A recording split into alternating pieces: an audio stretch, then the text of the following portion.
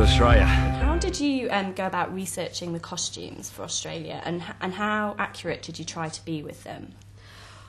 Well, Baz is always, whether it's Moulin Rouge or this, which is a historical sort of romantic epic, is always focused on accurate historical research. So you start by investigating what happened in the period, what designers were around, and you also look, in the case of Lady Sarah Ashley, you look at, you know, women, aristocratic English women of the period, and you look at the kind of designers that they went to, whether it's Madame Bochet or Balenciaga or Chanel. You start to look at what was around, or if you were very horsey, Hermès. So all of those kind of labels, and you investigate what was fashionable in that period, and then you think about what would be appropriate for the character. You'd be a lot more comfortable if you changed into something a little less constricting. You keep your eyes on the road. Now, you were filming in the outback, so what challenges did that present, sort of, for the costume department? Well, when Lady Sarah Ashley is in her English phase, she wears a kind of a more casual, but an English riding habit of sorts, which is a woolen suit jacket and a shirt and a tie. And obviously this was not that comfortable. And there was one moment when Nicole fainted because her clothes were far too hot. Oh, no. So I think she was very grateful when she became the far more relaxed Lady Sarah Ashley, and she was just wearing a shirt and jodhpurs. And similarly with Hugh, I had him riding into town for the triumphant return in leather jodhpurs and an oilskin, and he nearly fell off his horse as well. Mr. Drover, there's only one tent. We're not really used to A woman? Guests. We're not used to guests, that's what I was about to say.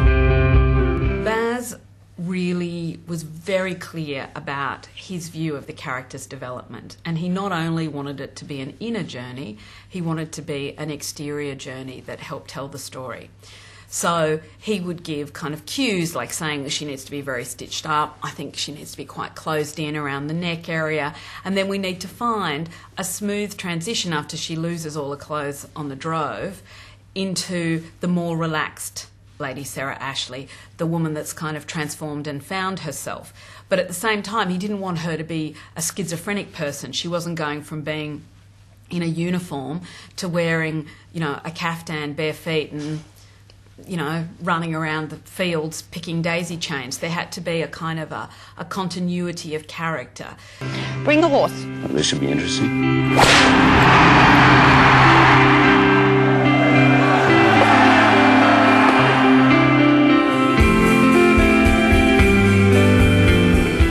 Out of my way and I keep out of theirs.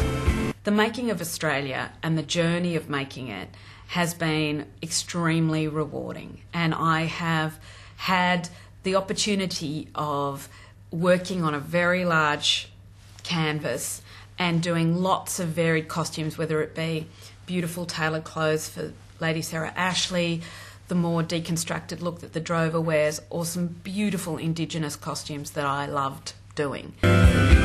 Just because it is doesn't mean it should be. Baz and I have had a professional relationship for about 20 years now, and we've lived together for a very long time as well. And so, you know, we have certain formalities that we maintain. I try not to jump out from behind a bush with a costume drawing for him to sign off on at 3 a.m, and he tries to do the same with me. Sometimes we fail. We have a lot of good arguments, both personal and professional. I think that keeps a bit of dynamic tension and certainly clears the air from time to time. And I think that you learn. We're a sort of a circus family, an extended family. We work and live with lots of different people because we go out on location, and you have to learn, I suppose, to work and live together in a relatively respectful fashion.